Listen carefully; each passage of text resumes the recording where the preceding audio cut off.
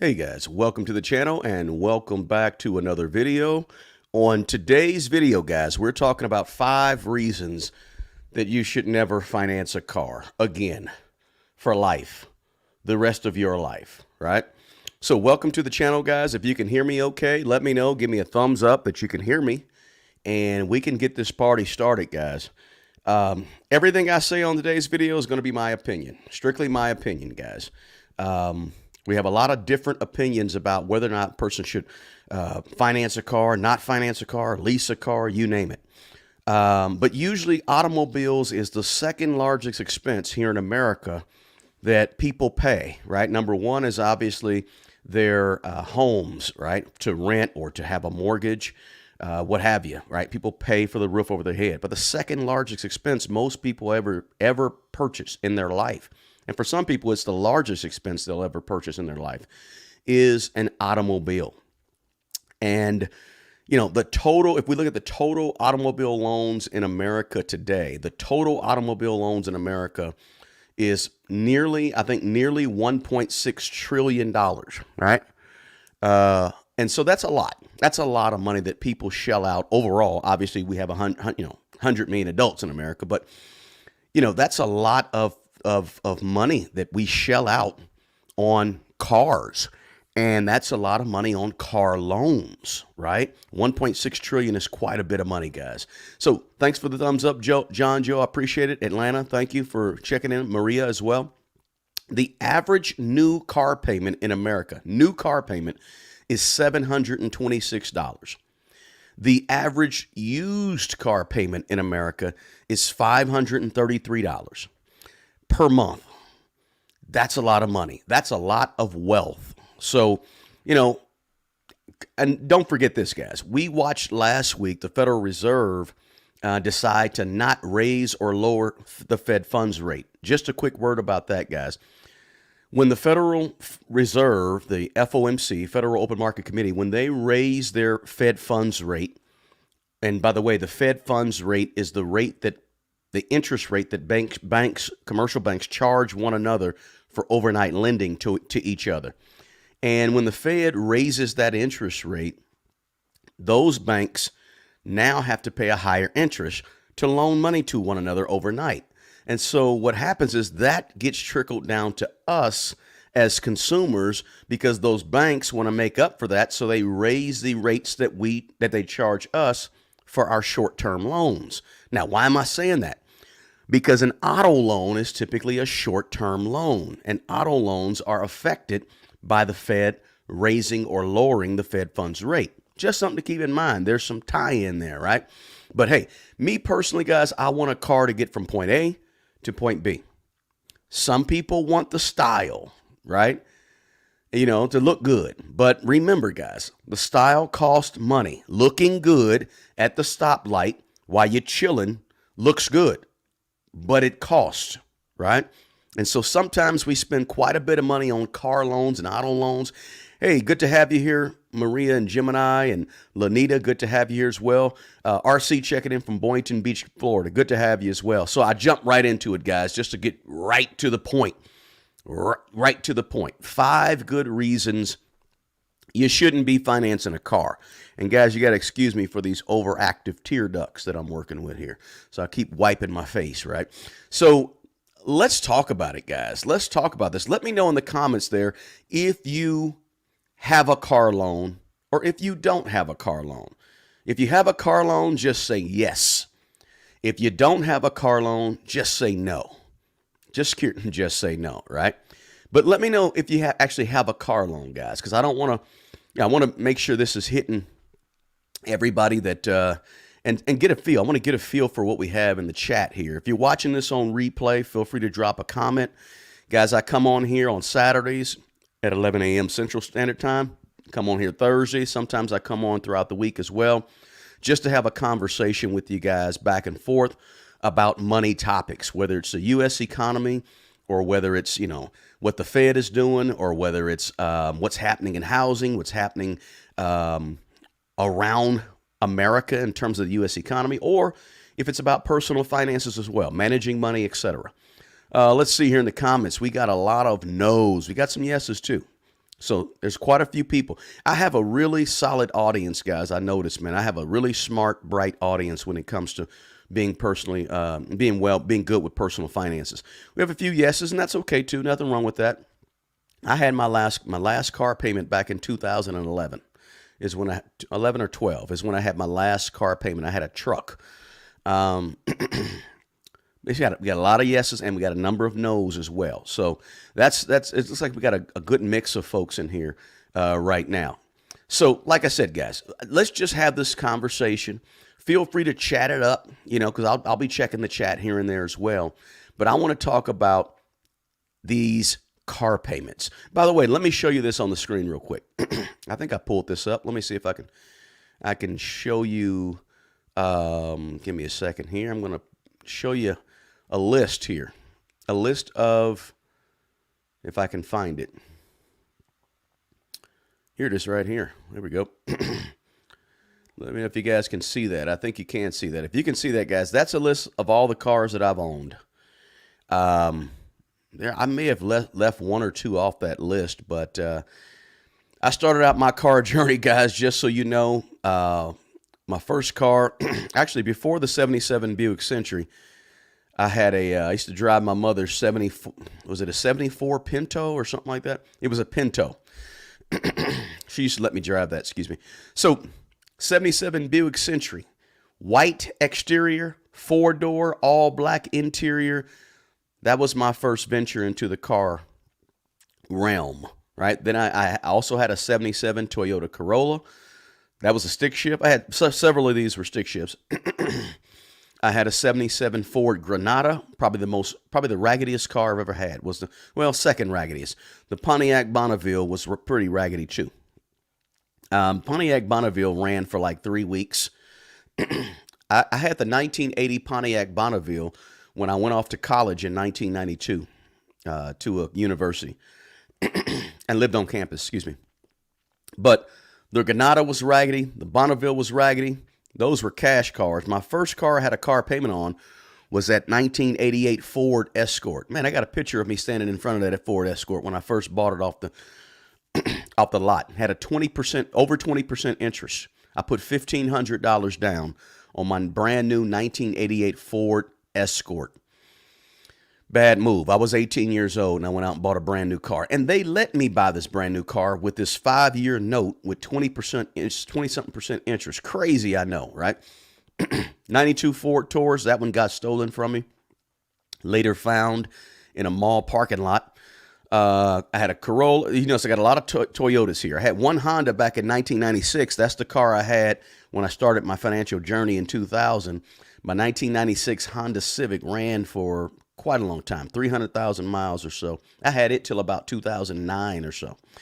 But so 2002 Toyota Corolla, 2004 Camry. As you notice, I got a lot of Toyotas, guys, a lot of Toyotas. But the point is that I've owned a lot of cars, and I probably had car payments on, I don't have my Tundra, there it is.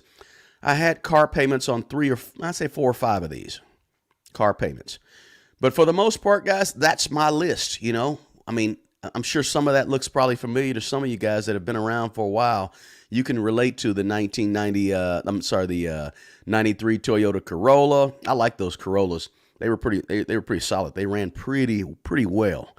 But that's my list, guys. That's the list of all the cars that I've had over the course of my years. As you notice, there's no 2020, there's no 22, there's no 2024. I've only owned one brand new car, and that was the 88 Ford Escort. It was a hatchback. And I also owned, I bought the 2002 Camry, 2004 Camry. I think I bought that in 2005. I'm not quite sure. But anyway, point being, that's my list of cars that I've owned over the years, right? So I've had a mix of new, had some used, or had one new, had a mix of a lot of used. But I just get from point A to point B, guys. That's the kicker. I have a book. Actually, I don't think I have the book here with me. But I have a book, guys, I wrote on Amazon about this whole topic. If you go to the description box below, you'll see a book that I wrote about this topic, about how to buy good used cars cash. Smart Money Bro, how to buy good used cars cash. About 4.5 years ago or so, I wrote a book. It's on Amazon about the entire topic of how to go out and get a good car. Because I hear a lot of people say, look, I want to have good, solid transportation. And I cannot have good, solid transportation if I'm buying old cars. Well, yes, you can have good, solid transportation if you're buying cars that aren't brand new or near brand new and having some type of payments and loans and all that on the cars. You can do that, okay? There's ways to do it, and there's things you got to do. You have to be strategic about how you purchase a car, but you can do it, absolutely. Let's see here. Alex said, my car payment is about $600. My car allowance about $600, $1,800 a month, and the goal is to pay it off. Good for you. Brandon said he's a Honda guy. 78 Datsun 510. Man, that's a little bitty car, I think, if I remember those Datsuns pretty well. So let's jump into it, guys. I know that was a long intro, but that's okay. I just want to have a conversation with you guys about this topic because I think it's a very important topic because we spend a lot of our money on cars. And it's worthy to have this conversation. If we're talking about money and we're trying to learn to get better with money, we're trying to manage money well, then I think it's important that we actually have this conversation about cars because they take up so much of our money. First reason is this, guys. Let me get that off the screen real quick. All right, first reason is this. You still have to pay, even when you have a car, when you're financing a car, right? When you're financing a car, there's interest payments. Let's just say it flat out. You got to pay interest. You got to pay to borrow the money, right? And then don't forget, you still got to pay insurance. You still got to pay for your tags and registration. You still might have to pay some type of property taxes on it. You got to pay for gas to get around. In some states, you have to have a certain level of insurance when you have a car payment, right? When you have a loan, right, and you don't own it outright, the bank or the lending institution owns the car, really, and all you're doing is paying them for the loan and the right to use the car, right, until your loan is paid off. That's real talk about it, right? You don't own the car if you have a car payment on it. Whoever bought the car for you owns the car. They bought it for you, and now you got to pay them back. Right? You're paying back a lending institution, a bank or what have you, right? Not to mention all those costs I mentioned, add in maintenance and upkeep, oil changes, tire changes, fluid. Cars are expensive. But when you add on top of all those little bitty expenses, you top it all off with the interest that you have to pay. Guys, that's extra money. Cars are not cost. You have a car payment of $600 a month. It's not costing you $600, right? It's costing you a little more than that. You got to pay for the interest. And listen, here's the funny thing about interest. The longer you pay, right, the longer your term, 36 months, 60 months, 72 months, 84 months, I think 7 years sometimes for some folks, right? The longer you pay, the more interest you pay, right? Let me move that out the way and let me go ahead and let's pull up a calculator real quick, guys, if you're okay with that, because I really want to dig into this a little bit. Let's pull up a calculator and take a look, a car loan calculator. I think I kind of done some things, played with this a little bit earlier, maybe yesterday or so. So there might be some things on it. Let me know. You guys can probably see that, right? Looks like you can. Yep. All right. So let's just talk interest for a second, guys. And I can stay with the numbers that I put in here. Yeah, let's stay with these. Let's say we have a $30,000 car price and you get a loan for 6 years. 6 years is 72 months, right? I think they do give out some 84-month loans as well. But the longer you pay, the more interest you have to pay. Let's say you got a good 5% interest, okay? Let's say you put down a couple $1,000. So you're not going to be financing $30,000. You're going to be financing $28,000. No rebates, no trade-in, all that good stuff. Let's recalculate that. Let's make sure. Okay, there it is. It worked. Okay. So your monthly payment is $425 a month, which, by the way, is less than the average monthly payment. But then you got a sales tax. You got total interest. This is the total interest, right? $26.30 that you'll be paying. Let me read. I'm gonna rehash this and redo it all, and let's just put these numbers back in. Let's call it 30,000. I don't know if it's saved from earlier. 6 years, and we said let's go with a 5%. Well, right now interest rates are high. Short-term interest rates are high, so let's go with 8%. It's not the greatest credit in the world, but that's okay. $2,000 down. And I'm just playing with an interest calculator, guys, so you can see what I'm talking about in terms of how much you spend for the money, right? All that's a zero, and then we calculated. I think we calculated fine. But look, if the interest is 8%, you're paying $5,000 over the life of the loan for interest. That means you're not paying $30,000 for the car, right? You're paying $30,000 plus the $5,000. You're paying, more than $35,000 for the vehicle that you said, oh, it's an 8% interest. Well, let me go to the calculator real quick. 8% of $30,000 is $2,400. So when you got to be careful when you look at a car, right? You say, oh, that's okay. I'm getting charged 8% interest on a $30,000 car. I'm only going to be paying $2,400. No, you're not only paying $2,400 for interest. You're paying $5,400 because over the life of the loan, it's not just the interest, is the interest tacked on to the original price of the loan, but it's the interest over time. Some people, I know that's very elementary for some people, but for some people, they just kind of think, oh, 8%, what's 8% of the total price? 8% of $30,000 is $2,400. I'm only paying $2,400. No, that's not how it works, right? Interest accrues the longer you keep the loan, right? So you got to be careful about interest because interest is tough. Interest is, it eats you up, right? It takes, not only are you paying the regular payment on the car, but now you're paying to actually borrow the money on the car, right? Too much, guys, too much. Interest is a reason that you don't want to finance a car, right? And don't forget, you got your APR and you got your regular interest. APR is different. You always want to look at the APR because the APR wraps everything inside of it, right? Without going down that rabbit hole. But APR is more important than just the regular interest, right? But hey, if I didn't welcome you guys to the live stream, welcome to the live stream. If I didn't earlier, I kind of blew right by that and jumped right into it. But I appreciate you guys being here.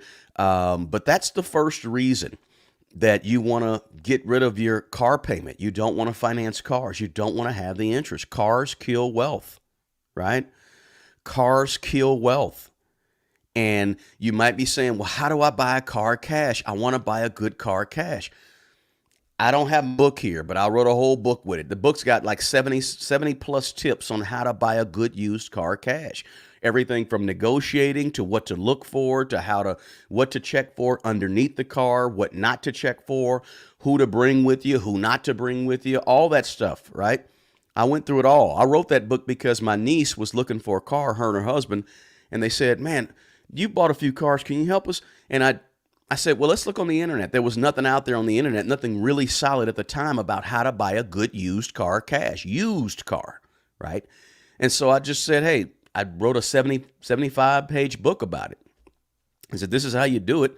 And I think I wrote the book in like a week or two. But the point is that, there's some basics to buying cars, right?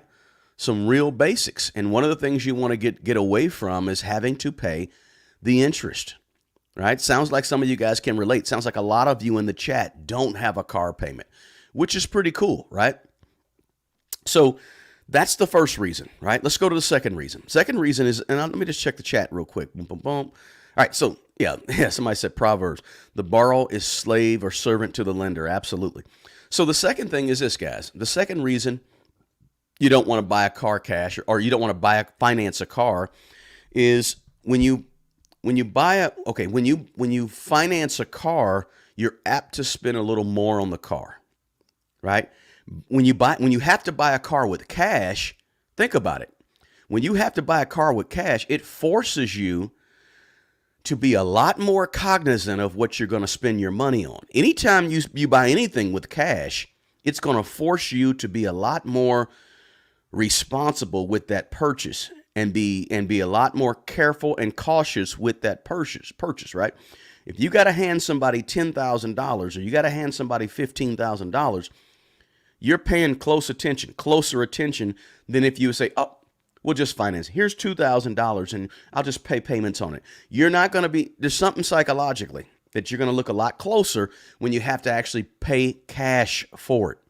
It's hard to overspend on a car when you're buying it cash. It's very difficult because you're much more in tune, or you're a lot more focused on getting it right, right? You're a lot more focused on getting it right when you have to hand over cash for anything, right? If you had to pay cash for anything, if you had to pay cash for anything over $1,000, $2,000, you're going to be really closely watching that because you don't want that. People are a little more, we think about it when it's cash in our hand as opposed to when we say, oh, just finance it. Let me sign a few papers, right?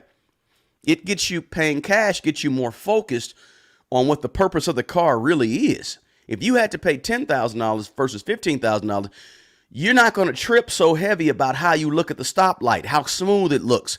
You're going to be, when you pay cash, you're going to be more focused on, does it get me from point A to point B and how's it run mechanically as opposed to how it looks? Nothing wrong with having a nice looking car, right? But the point is that when you pay cash, you're focused on making sure you get this purchase right. I don't care if you're buying bottled water at the store. If you're paying cash for it, you're a little more focused on getting the purchase correct, right? The same principle holds true when you're buying that piece of furniture for $1,000 or you're buying that car for $15,000. If you pay cash, you're focused, right? Right? Let's go to number 3 because I want to get these 3 out. Cognizant is the word. Thank you, Mickey. I appreciate it. Kimmy, congratulations on paying off your car this month. Now, let me say this before I go further to number 3.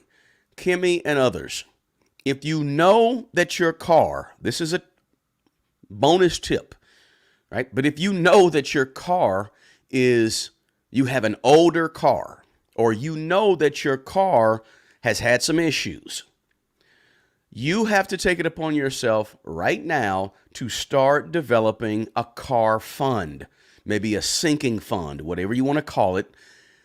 Semantics is not important, but you want to get yourself in a position so that if you need another car in the next year, 6 months, 2 years, that you are prepared to purchase that car. How do you do that? You start saving right now. You may not need a car for 2 or 3 years. You may not. You may not need a car for 4 years, right? Because you got a car that has 90,000 miles on it, works pretty well. You're going to drive it till the wheels fall off, right? If you have a car like that, you still need to be putting some money aside for a car if you think you're going to be wanting a car down the road and you know that your money may be a little funny. If you know that your money may be a little funny, start putting money aside today for a car, even though you may not need a car right now. Because the worst thing in the world, let me tell you what the worst thing in the world to do is in terms of a car purchase. I've been there. I've done that. I know a bunch of people that has done this. It's the worst thing in the world, and you don't want to do it. It's Thursday. You're driving home. The car messes up. Engine locks, whatever. Car goes crazy, falls apart. Oh, my gosh. You got to get to work Friday. You got to get to work next week. And guess what? You don't have no car, right? If you don't have no car, then guess what happens? Now you get desperate, right? The worst thing in the world to do or to be is a desperate car buyer. A desperate car buyer. A person that has no car and only has a little bit of money, not much money, and don't have a car to get back and forth to work, and you need a car by Monday.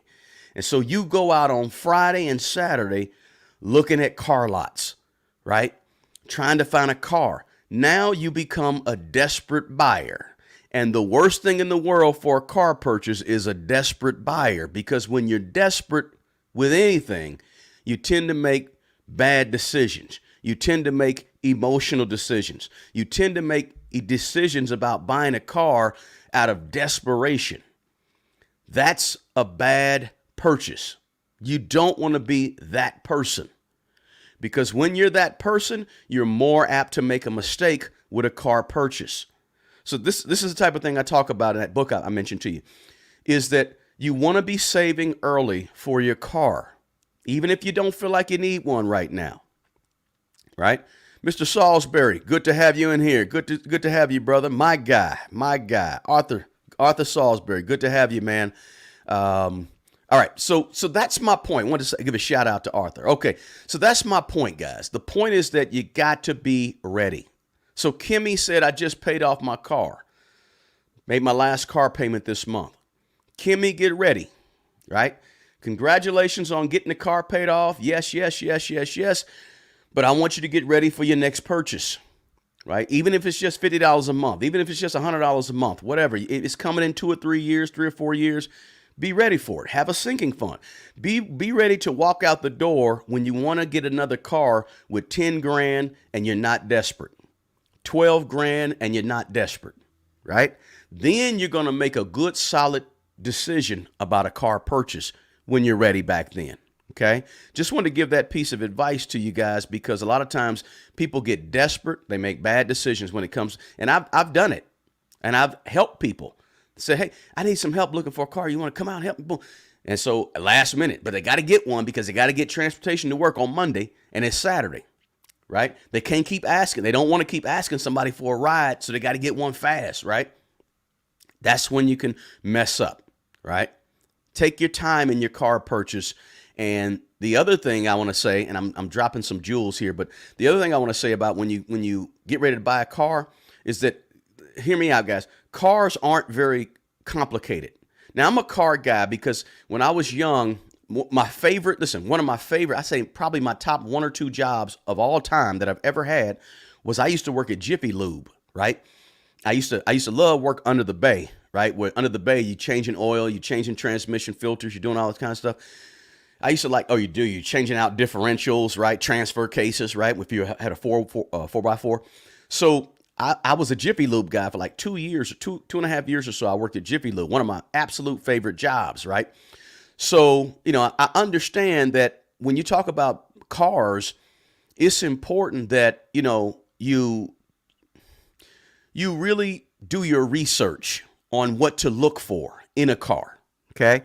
And when I say cars aren't rocket science, I mean just a little bit of research a day for a month, right?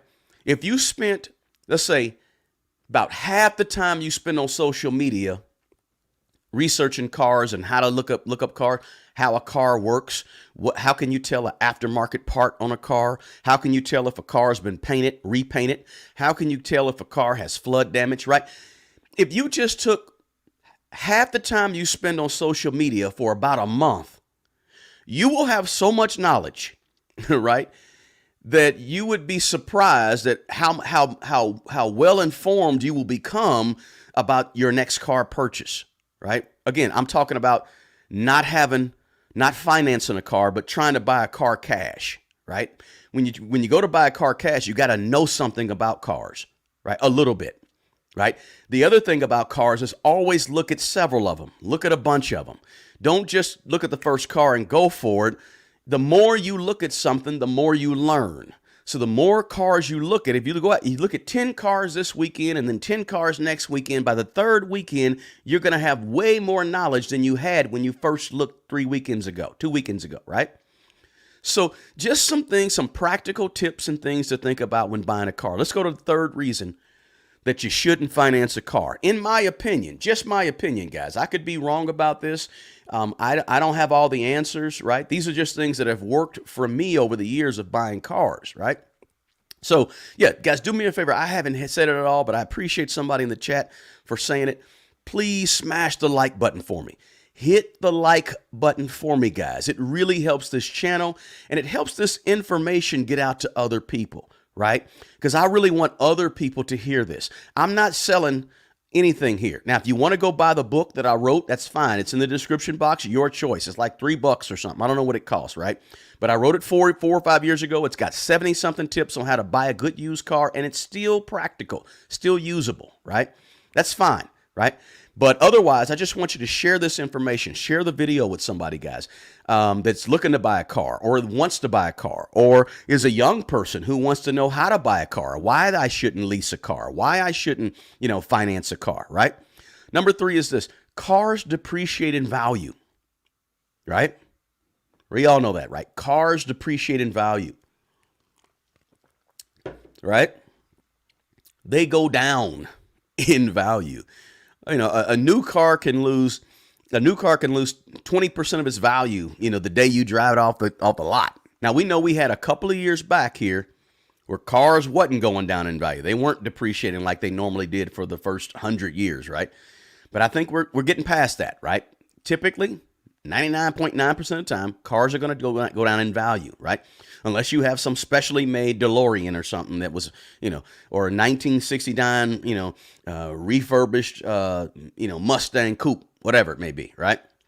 But the value of the car is an asset, but what you owe on a car when you finance a car is the liability.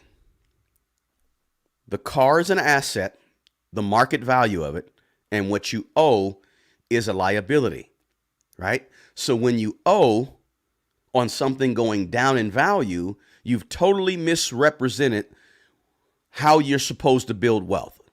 You've totally missed the boat on how to actually have some wealth and build some wealth, right? I talk about it in a number of my videos, guys. It's so hard to build any semblance of wealth when you're paying when you have loans on things that go down in value. It's so hard to build wealth. You're swimming, you're not swimming, but you're paddling backwards, right? You're hustling backwards when you go out and get a car payment, right? You're hustling in the wrong direction, right? The depreciation of a car is a killer to your wealth. And not only is it a killer to your wealth, but you're actually paying for the depreciation, right? How do you like paying for something that's depreciating? And I know people that do this with furniture, right? Rent furniture and pay payments and interest on furniture. A car is sort of the same thing, except the car is providing some type of utilitarian value in terms of getting you from point A to point B. But it's not much different than making a payment with interest on a couch, right? The couch is serving a utilitarian purpose also, right? Because you're getting a chance to sit down, not on the cold floor. But it's the same concept, guys. You can't build wealth when you take a depreciating asset called cash and you put the depreciating asset called cash on a depreciating asset called a car. And not only are you putting your depreciating cash on a depreciating car, but you're also paying interest. So you're taking a whole bunch more of your depreciating cash and you're putting it on a car that's going down in value, and you're putting it on the loan to borrow the money to pay on the car. You're killing yourself all the way around is what you're doing. You're killing wealth. You're destroying your opportunity to become wealthy. Okay? You're destroying the opportunity because you're throwing money down. You're taking money up here that you get paid every week and you're throwing it down here, right? So in 10 years, you bought a car, you paid on a car for 5 years, say 5 years. You bought a car for 5 years. 5 years later, you bought this car for $34,000. Now the car is worth about $10,000 in 4 or 5 years, $12,000, right? You still got a $10,000 asset. Okay, great. But it cost you $34,000 to get that asset. It went downhill, right? It's not what you want to do to build wealth. You got to take the cash that's going down in value slowly, inflation, going down in value, and hurry up and put that money on something that's going up in value. That's how you build wealth. So that see, when you buy the car for $35,000 or $30,000, when you buy the car for $30,000, after 5 years, the car's worth $10,000. But if you had put that same money into a index fund, ETF, whatever it may be, if you had put that money, that $30,000 would be worth $40,000. See the difference? $40,000 versus a $10,000 car. You lost $30,000 in asset, but you look good for a few years driving the car. See, you can't pay to look. Looking good cost. And I'm not saying everybody that has a car payment wants to look good. I totally get that, right? Some people just want what I said earlier, a reliable transportation. But you can get reliable transportation without financing a car. I guarantee you. Again, I wrote a whole book about it. The only people that win when you have car payments is the financing company and the car dealership or whoever you got the car from. Like, most of you know this, right? I know most of you know this, but some car dealerships get a large percentage of their revenue from financing the loan. And they sell cars on the side, right? It depends on the revenue split of the car dealership, right? They put the cars on display, but in some dealerships, they say, we'll finance you. No money down. We don't check your credit. Bring 2 pay stubs in, right? Whatever it may be, right? Whatever their promotion is, right?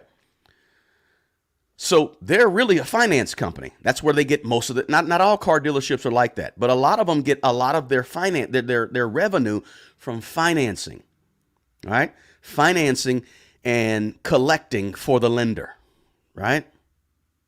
Car dealerships make money in sales of new and used cars. They make money on warranties, right? They make money on service and parts. All of them don't sell services and parts though, right? We know a lot of them on the corner, they don't have a service. They don't have services or parts, right? But some of the bigger ones, they have services and parts where they make their revenue, right? And then they have finance departments.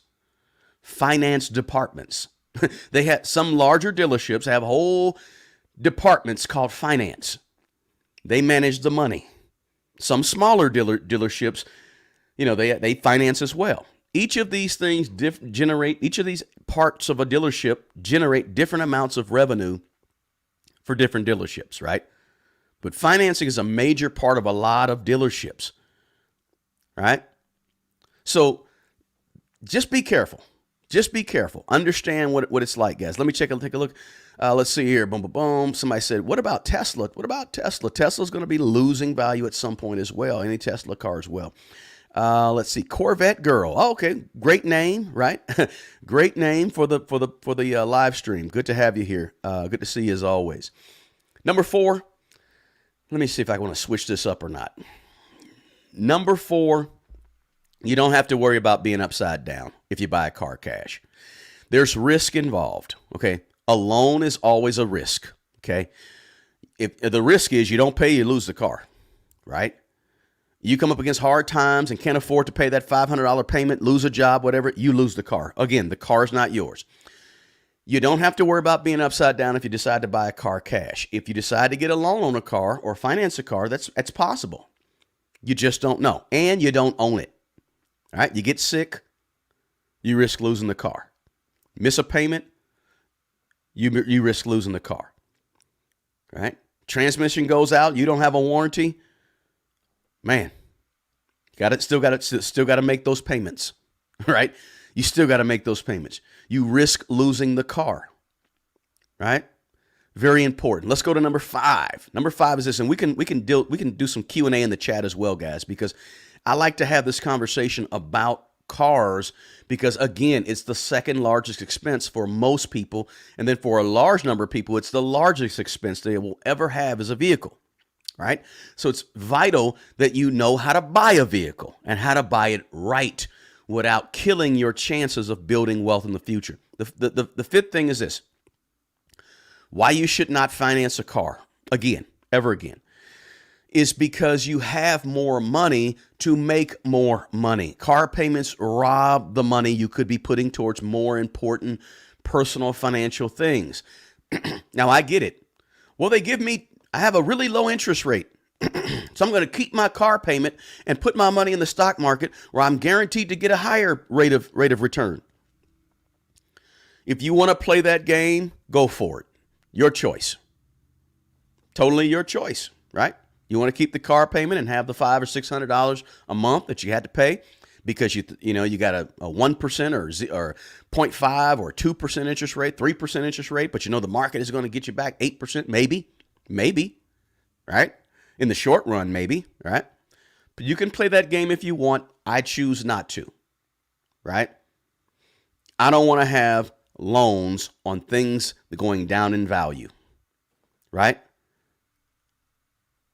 If you said, I'm not going to get a $30,000 car, I'm going to buy a $12,000 car cash. I'm going to save up some money over the course of a few years and just buy the car cash, right? That way I don't have to have a car payment.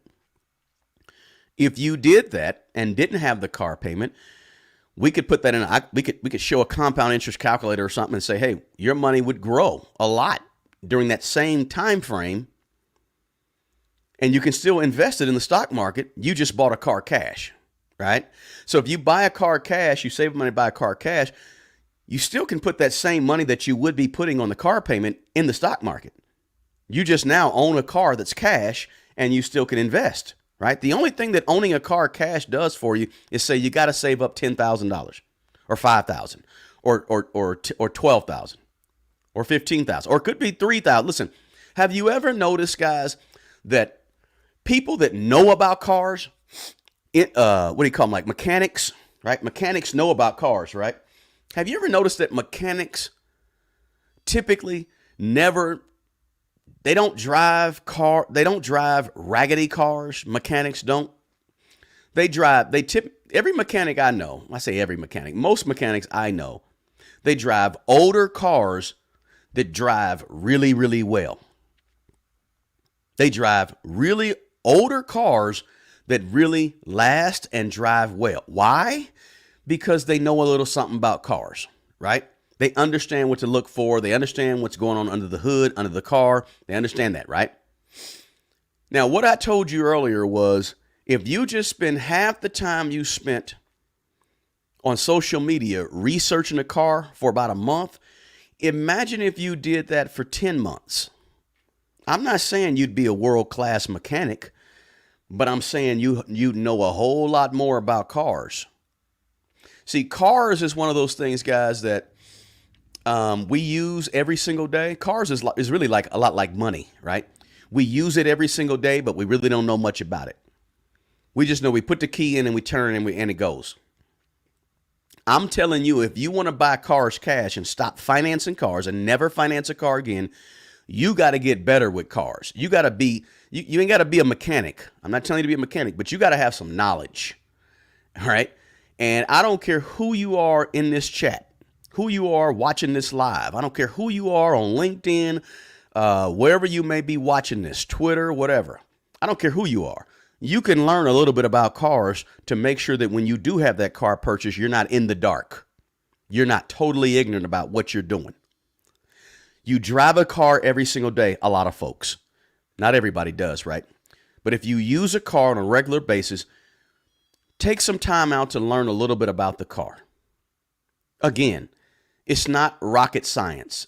It may seem, some of you may say, I'm not very mechanically inclined. Some of you may say, I don't understand, right? But it's how to identify leaks in a car. You could Google that and you could know by the end of the day what to look for. Rear seal, oil pan leak, right? Power steering leak. What color is the power steering fluid? What color is the radiator, the fluid that's in the radiator, right? It should be green, but it may not be green. If it's old, it's brown, right? These are things that are out there. You could watch 2 YouTube videos and have a good feel for what to look. All I'm telling you is do your research, self-learn, right? Take the time to learn a little about cars. Again, don't be a mechanic. Don't be a mechanic. But the same way you pull up those workout routines and you pull up, what's a good food and what's not good food for you, right? Do that with cars, right? That's all I'm saying, right? So you want to make sure that, you know, car payments are pulling from your wealth. That's number 5, right? Right? And when you have a car payment, by the way, when you have a car payment, I think I might have mentioned this earlier, but you got to have certain types of insurance, right? In America, right? You can't just have, in most states, I think it is, you can't just have liability on your car. When you own the car outright, you can have liability insurance only. But when you have a lien or a loan against the car, you got to have full coverage. So insurance has to cost you more, right? That's more money that's freed up when you don't have a car payment that you can put towards your future money, the future you, right? But you can't employ your money to make more money if you're being robbed because you think you have to have a car payment, right? Yes, I realize that buying a car cash and not financing a car involves opportunity cost, right? When you buy a car cash, you don't have that money for other purposes right then and there. You miss the opportunities to, you know, use that money to go on vacation or to invest because you're actually using the money on a car. But if you find a car to be important enough to have, then I think it's important enough to spend that money on that opportunity because you want to free up the monthly payments so you can have more money to put towards your other bad debt, more money to put towards your emergency money, more money to invest over the long haul, right? That's my take on it, guys. That's my take on cars and car payments. I am not a fan of car payment. I plan to never have a car payment again the rest of my life, which means I can say that because that means that I'm prepared if one of my cars goes down. I'm prepared already. And what I want you to do is if you don't want to have a car payment the rest of your life, you have to strategize and prepare as well. That means even though you just paid your car payment off today, yesterday, last week, get ready for your next purchase. You don't have to put $500 a month to it, but maybe $100 a month. $100 a month, you know, maybe over the next 5 years, why? Because you know you got a car. That's $6,000. $150 a month over the next 5 years is what? $9,000, right? You know you're going to have this car until the wheels fall off. The earlier you start putting money to the side for it, the better, right? Let me see. Just run through the comments, guys. See if we have. Yeah, it is a good discussion, Christopher, because a lot of times we don't talk about cars. We don't talk about how should we finance cars? Should we not finance cars? What do we do about cars, right? Let's see. Christopher said, I only own 5 cars in my life, including my current. Yes. Buying cars at the beginning of their life is a peace of mind. I understand that, right? And I'm not saying you have to buy an old used car cash, right? If you save up enough cash, get the right deal. I always tell people this. When you're looking to buy a car and you're looking to buy a car cash, start with the people you know, right? Start with the circles you run in. Don't just start with the people who you know and trust, family, friends, church members, whatever it may be, right? People on the job, whoever. Start with the people you know when you start your car purchasing process, right? Thank you so much for the super chat. Did I miss one earlier? Yes, thank you, Chris Style, for the super chat. He said, can we use the same advice when it comes to motorcycles? I'm looking to buy a Harley Davidson. Chris Style, 405, thank you for the super chat. Yes. Same advice. If you're going to buy a bike cash. That's my opinion, right? Buy a bike cash. Anything going down in value, don't finance something going down in value. You lose up on top of losing when you got to pay interest for something that's losing value. That's a killer no matter what that is. I don't care if it's a washer and dryer, right? Let's see here. Thank you so much again for that super chat. And I'm missing a lot of these guys. So my car loan is killing my wealth. It really is. Get rid of that car loan. I still drive. First car that I bought, said Cinnamon, when I was 21, a 2001 Mercury Cougar. Wow, you've had that all that time. Congratulations to you. Let's see here. How do you still? I haven't seen a Mercury Cougar on the street in about 15 years. So that's congratulations to you, Cinnamon, for keeping your car up and in good shape. Let's see here. Husband purchased a Cadillac Escalade and 2 pickup trucks with cash. He must have a lot of cash, Maria. Good for him, though, that he purchased those vehicles cash. Let's see here. I got $1,300 left on is that 1,300 pounds left on my car note? And I'll never have another one. The way you ensure you don't have another one is prepare for your next purchase early. I wish many of our communities weren't so car dependent and had reliable public transport. Yeah. A lot of times, guys, we live. The best thing for me would not even to own a car. If I didn't have to have a car, I wouldn't own a car. But the way we live so far from groceries, job. We got to get around to different places. Somebody we know lives over here, and somebody else lives over there. So if I didn't, I like public transportation. I'm not against that at all. I used to ride the bus a lot as an adult. Ride the bus when I had to ride the bus. It just saved money on a lot of things, right? Wear and tear on my car, saved money on gas, etc. Hey, how you doing, Joe Wash? Good to have you in here. Yeah. Many won't. Okay, so thanks, Mrs. Moore, for the super chat. I appreciate it. Thank you so much for dropping that, and glad to have you here as always. Good to see you on this Saturday morning. Somebody said never let the dealerships know you're paying cash, right? Yep, got to be careful. Hey, they work into the payment a lot of things and a lot of fees and so forth in the payment. So anyway, 2014 Dodge Durango, and it's paid for. Congratulations. Looks nice, runs well, but there's some work to be done. That's understandable, right? It's going to cost less than $10,000. I'd rather pay that than buy a brand new vehicle. Yeah. I've had major engine work done on some cars. My first car I put up on the screen earlier, guys, my '77 Buick Century. I learned how to change my oil on my own. I was changing the oil on that one time. I went up to Western Auto. Some of you guys remember Western Auto, right? Went up to Western Auto, got my filter, took it home. I bought the wrong size filter, and I put it on the car, and boom, I started my car up, and the red light came on. I looked at it, it was leaking a little bit. I said, let me drive up to Western Auto, get the right one. I drove up there, and the engine locked on me. Boom, my '77. Used to enjoy that car too. All right, question. Thoughts on the third-party auto warranties? Warranties are okay. I typically don't buy a warranty because I keep cash in case of an emergency. And so I typically don't buy a warranty. If you're buying a newer car, when I say a newer, 2-year-old car, something like that, you may want to purchase the warranty. That's really I'm not for or against warranties, right? Because everybody's different, right? Some people like the security of a warranty, so they don't mind paying the warranty, and that's okay. Listen, you're listening to a guy here on YouTube, me. I'm not one of these people that have these real hard and fast rules about money, because I realize that personal finances is personal, and everybody's risk tolerance level is different, and everybody's at a different point in their life, right?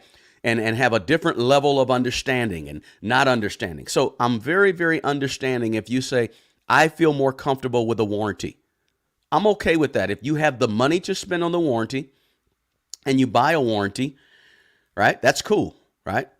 But if you don't, because you're buying a car cash and you have money left, money that you can spend if something goes wrong, I'm cool with that, okay? So I'm okay with third-party warranties. Doesn't bother me. Just be careful with them. Make sure you understand them. Watch the language in them. Read them. I'm a contract guy, so you got to read the contract so you know what you're getting. But I don't buy warranties personally, okay? Because I make sure I have money in case something goes wrong, and I don't need to pay the extra $75, whatever, $250 or $500 or $1,000 for their warranty. I don't need it. If I have an emergency that costs $1,500, I got $1,500. I'll pay for it. So I don't buy warranties. Even when I financed my cars, I didn't really buy warranties back then either. But now, obviously, I'm buying cash, so no, I don't need a warranty because I got more cash. I bought an SUV back in 2007 and still drive the same car. Congratulations to you. Let's see here. Okay, yeah, public transportation in the city of Columbus, but not in the suburbs, and that happens quite a bit in most cities, right? A lot of suburbs don't have public transportation here in America. Somebody said, as a woman, I was forced to learn about cars because I was getting overcharged at the mechanic. Karen, 100%. 100%, Karen. That's why you want to learn a little bit about cars, right? Let me give you this other tip. Can I give you guys another tip real quick?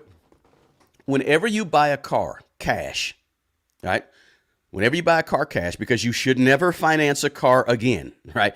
When you buy a car cash, you always, this is what I always do.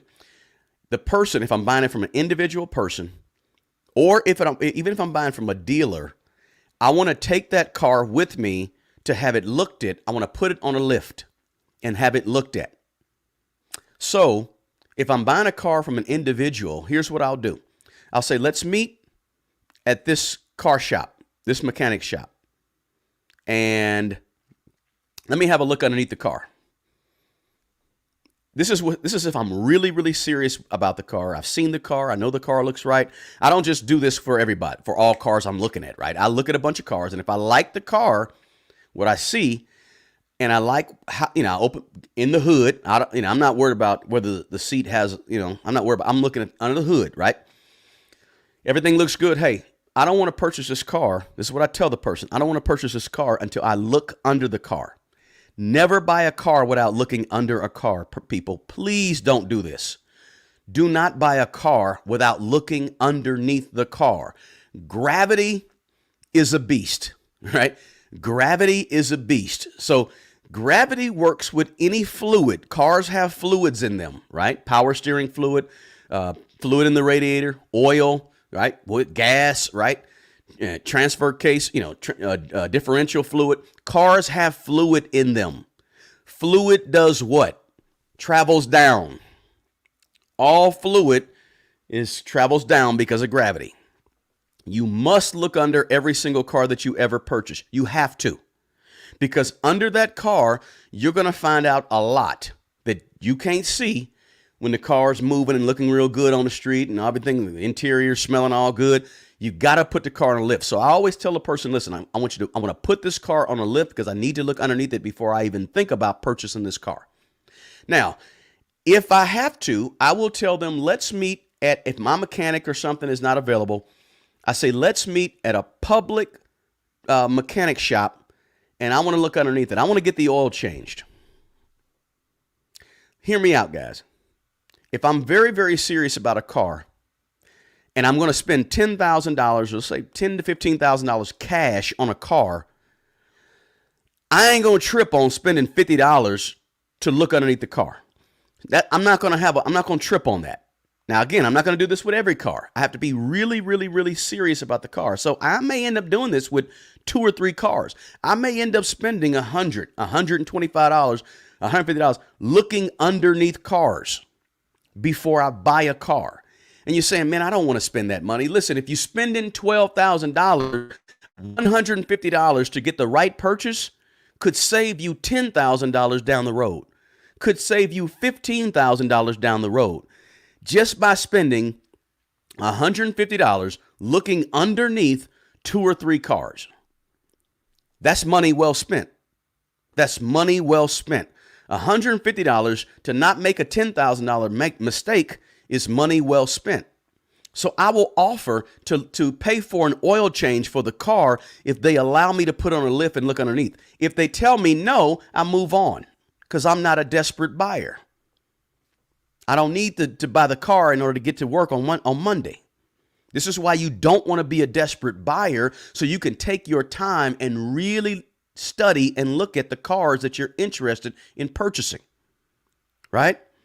This is how you make sure you get a good purchase, right? You're doing all of your homework. You're learning, like Karen said, you're learning about what to look for, what not to look for. What's the problem? You've looked at a bunch of them, right? And now you understand them, right? And now when you go to look underneath one, you can tell, hey, wait a minute. That transmission has an aftermarket pan on it. Why is that transmission? Why doesn't it have the factory pan at the bottom of that transmission? Why is that rear seal leaking oil, right? Why isn't the filter tight like it should be?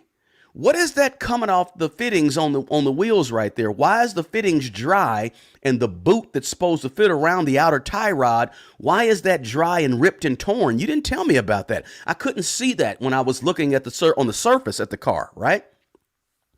You become more knowledgeable about what you're looking for by doing some studying, right? Very important to always look underneath the car because you're going to find things that you otherwise would not see on the surface of the car, right? Very important. It's the same reason why if you go to buy a house, you look in the basement of the house, and when you go to the basement of the house, you look up because all the bathrooms and everything at the top of the house, water trickles down.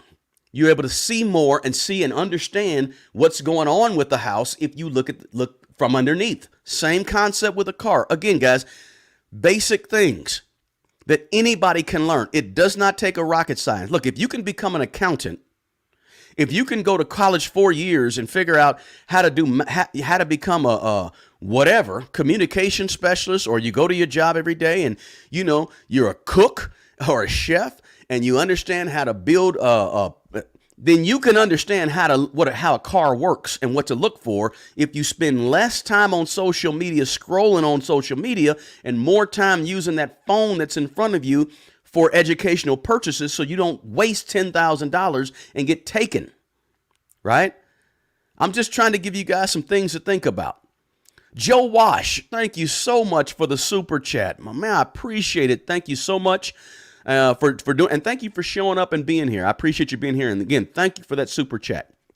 I'm just trying to give you guys some things to think about because I want you to be informed consumers.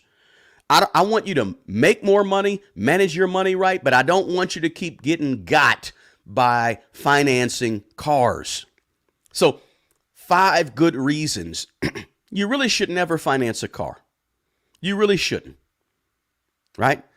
Be prepared and buy your cars cash if you hopefully can. Somebody said, sadly, I have a newer car with no debt, but there's a defect that developed after 3 years of ownership, and the manufacturer won't recall it or repair it easily. And there's a class action lawsuit. That's the other thing you want to do. Huge thing. I talk about this in the book back then, right? Check out the book on Amazon, Smart Money Bro, How to Buy Good Used Cars Cash. I don't have a copy of it in front of me. I think I gave my last copy away. But anyway, you want to make sure that when you're researching and you're looking up cars, you need to, if you identify a car that you like, you need to do the research on the car to see if there has been any recalls and see if the car that you're purchasing has actually conformed to those recalls and, had whatever needed to be fixed, right? Very, very important you do that, guys. That's part of your research. That's part of not being desperate.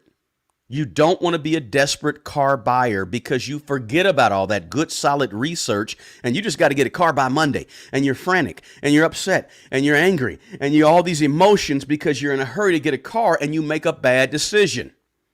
Prepare. Preparation can save you tens of thousands of dollars when it comes to cars. Right? So I'm sorry to hear about that, John. Hopefully that class action lawsuit gets turned around. Let's see here. Let's see. He still has that truck. I'm not sure who Corvette is talking about there in that chat. Important discussion. Yes, Mark. I appreciate you being here, Mark. Yeah, nice advice and learn the basics of car maintenance, right? The basics, right? The basics is get your oil change. How does oil go through a car? What is pistons? What is the camshaft? What is, how does a battery work? How do you check a battery? How you change a battery, right? The basics, right? When you pop the hood, what are you looking at, right? Where's the engine? Where's the transmission? How's it look underneath the car? What's a differential, right? What's a transfer case on a 4x4, right? You can learn all this in a week, right? This is not anything that's difficult to do, and people think it's difficult because they just don't know, right? Let's see, our family sells older cars to one another once we are ready for a newer car. John, excellent idea. We have a few millionaires in our family, and we take care of them so it works out well. Perfect, right? That's why I say, John, that when you want to buy a car, cash, start with your family and friends and people you know first, right? People that you know and they know they're going to see you and interact with you, they're less likely to sell you a lemon. Trust me. Don't trust me. Listen to what I'm telling you. Because people that know you and know they have to see you next year, or they have to see you in 6 months because you're going to be at the family function, they're less likely to sell you a lemon. They're more apt to be honest with you up front about the car, right? Still do your research, still do all the stuff that you want to do, the checks, right? In that book, I got 72 things you want to be looking for when buying a good used car cash. Do all that stuff still. But that's where you start, and you get prepared early, right? Let's see here. I'm just running back through the chats, guys. Yeah, guys, please smash the like button for me. We should have 180, 200, 400 likes on this video. And if you come in here late, guys, rewind this thing back to the beginning, right? Because 5 good reasons you should never finance a car, right? Let me see if I got them here. I want to go just kind of run back through them for those that came in a little bit late. No, I don't want to run back through them. You go ahead and rewind it, right? Right? But just think about that. And some people talk about 0% financing, right? Some people, they always bring up, well, I have 1% fine. A loan is a loan. Even if you don't have, not paying very much interest or any interest at all, the car's still going down in value, and you're making payments on it. Those payments that you're paying on it could be going towards something else. Could be going towards something that's going up in value, right? So some people say they don't. Somebody said they don't buy warranties. Look for rust. Yep, you always want to look for rust, right? That's one of the reasons you want to look around the wells, the wheel wells, and all that good stuff, right? You can typically you can pop the trunk and look at the back of the painting on the exterior and see how it bleeds into the painting that's in the inside of the trunk, right? You want to look for all that type of stuff, right? You don't want to be the person that comes in and gets the key to a car and just jumps right in the car and turns the radio on.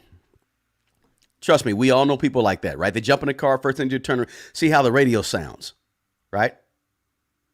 Hey, like I told you guys before on a previous video, my very first car that I bought and got a loan on, my 1988 Ford Escort. On that Ford Escort, not only was my interest rate over 20%, this is a mistake I made, one of the biggest mistakes I've ever made with money. 18 years old, bought a brand new car with a 20% interest. But I didn't have enough money to add on the cost of the air conditioner and the radio.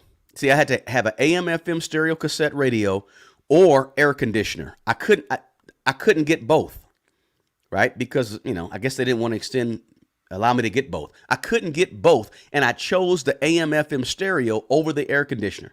So I bought a brand new 1988 Ford Escort at the age of 18 years old with $1,500 down, with over a 20% interest rate, payments for 5 years, and I didn't have air conditioner. And I live in a city that you need air conditioner, right? You want air conditioner, right? But dumb decision. So the deal is we all make bad decisions with money. I've certainly made bad decisions with cars, but I've learned over the years, and I try not to make the same bad decision again, right? So somebody said car payments are not good. What thought on Carfax? Is it worth asking for it when purchasing a car? Karen, absolutely ask for a Carfax, right?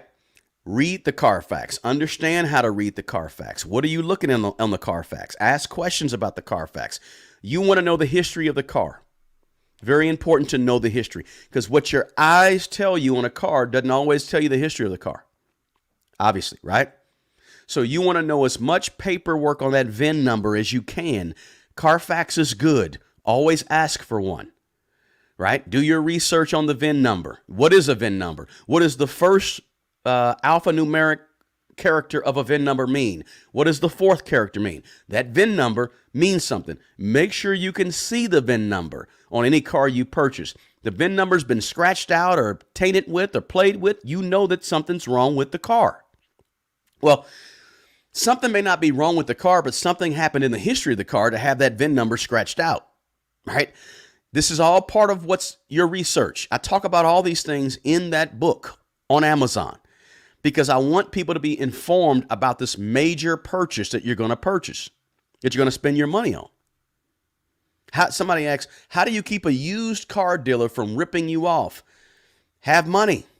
Have cash. Don't rely on the used car dealership. Don't act like they're your last resort and you have to go to them. No, you don't. Walk away. One of the most important, most powerful things you can have when you're negotiating a car purchase is the ability to walk away. If you don't have the ability to walk away, you're weak, when it comes to buying a car. You're desperate, right? You're emotionally charged. If you can't walk away from a purchase, you got to be able to walk away from that dealership. If you feel like they're ripping you off or they're trying to rip you off, go somewhere else. Car dealership, when you buy a car cash, car dealership should almost be your last resort. That's another conversation for another video. But I think you should be purchasing from individual dealers. Individual humans, not even necessarily individual dealers, because a lot of people that sell cars are dealers, right? That's a whole other situation. But the way you stop them from ripping you off, depending on how they're ripping you off, is you just go somewhere else. Take your consumer power to go buy a car elsewhere, right? Let's see here. I've worn out 2 transmissions over 16 years. Wow. It's sitting in the back of my house. Currently, I'm borrowing a car from my parents that they don't need. Okay. Always good to have an extra car laying around, that's for sure. 2012 Toyota Christopher. I'm a Toyota guy too. I've had a bunch of Toyotas. I like them. Let's see here. Just want to run through here, guys. But hey, this video really is all about making good, solid car purchases and 5 good reasons you shouldn't be financing cars. Right? You should be buying cars cash. I kind of leaked over and talked a little bit about some things to think about when buying cars cash. Let me know in the chat, guys, if you would be interested in having doing a live about how some of the top 10 steps to look for when you're buying a car cash, right? Let me know, guys. Let me know in the comment section below if you're interested in that, guys, because we can have that conversation, right?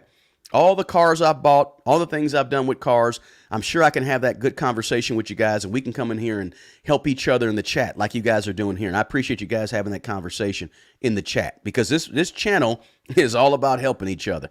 And if I can get you guys to help one another, then you guys are doing the job for me of helping other people. So I appreciate that. So would that be a good conversation to have, how to buy a good used car cash? If it is, in the next couple of weeks here on this live, we'll do it for you guys. Somebody said yes. Somebody said definitely. Thanks, Mrs. Moore. Trayan said yes. Okay, fantastic. So we'll look at it. The link to the book is in the description box. Got to go to YouTube. Look at this video, Smart Money Bro on YouTube. It's a live. And go to the link, the description box, and you'll see a link to the book that's on Amazon. Okay, and you can check that out. Give it a shot. I think it costs $2 or $3. I think you can get it on Kindle or something. Amazon. I don't know how it works, but feel free to take a look at that, because there's good, solid information in there about how to make this purchase. Everything from how to negotiate, what to think about to start the ideal of it, all the things to look at when you pop the hood, etc. All that's in there as well. So yeah, I think we should be doing that type of video. Look for that, guys.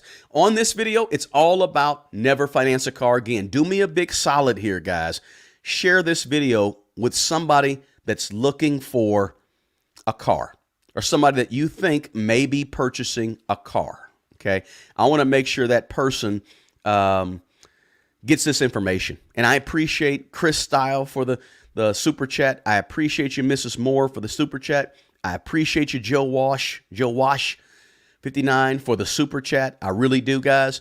That's good validation for me. Lets me know that, hey, this information is helping somebody. But just you guys being here, if you're watching this on replay, rewind it back, and please drop a comment. I like to answer the questions as they come in these lives after I put the live up. So I appreciate you guys. I'm not going to hold you any longer. It's Saturday. You guys want to get out there and have some fun or relax.